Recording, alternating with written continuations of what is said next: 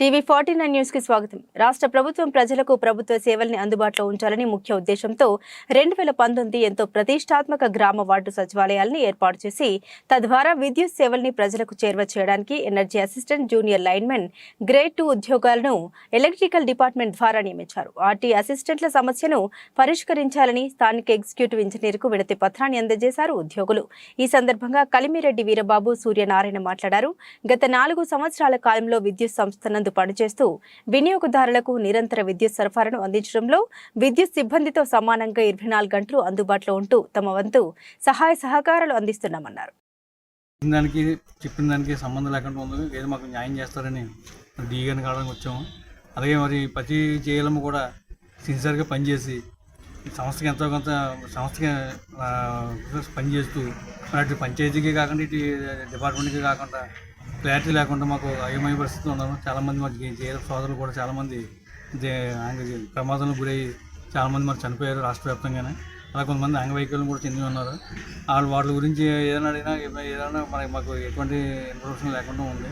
ఏదో మా సమస్య నుంచి చెప్పుకుందామని చెప్పేసి మా డీఈ సార్ని కలవడానికి వచ్చాము. అలాగే ఒక రికమెండేషన్ కూడా ఇవ్వడానికి వచ్చాము. అది మాకు సచివాలయమా డిపార్ట్మెంట్ అనేది మాకు చెప్పడానికి తెలియవలసినగా వాడడానికి అని చెప్పేసి మేము అందరూ మా జేఎల్ఎం అందరూ కూడా కలిసి మన డీఈ గారికి రికమెండేషన్ ఇవ్వడానికి వచ్చి ఇచ్చి ఉన్నాము.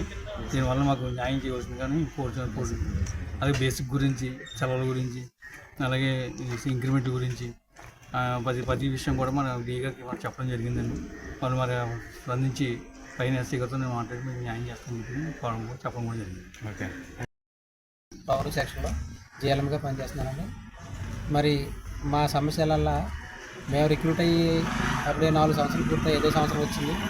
మరి మనకి ప్రీతమ ముఖ్యమంత్రి గారు వాళ్ళ పరిపాలనలో భాగంగా గ్రామ సచివాలయాలు ఏర్పాటు చేశారు. అందులో భాగంగా ఎలక్ట్రికల్ నుంచి ఒక వ్యక్తి ఉండాలి అన్న ఉద్దేశంతో మరి ఎనర్జీ అసిస్టెంట్ జేఎల్ఎం ట్రీట్మెంట్లో లేని పోస్టులు సృష్టించి అందులో పెట్టారు. మరి పెట్టిన తర్వాత మమ్మల్ని రిక్రూట్ చేసిన తర్వాత ఈ 4 సంవత్సరాలు కూడా అటు సచివాలయంలోనూ వర్క్ చేస్తూ ఇటు డిపార్ట్మెంట్ కూడా పనిచేస్తూ రాత్రింబావుళ్ళు వర్షం అనక ఎండ అనక మరి పనిచేస్తూ ఉన్నాం.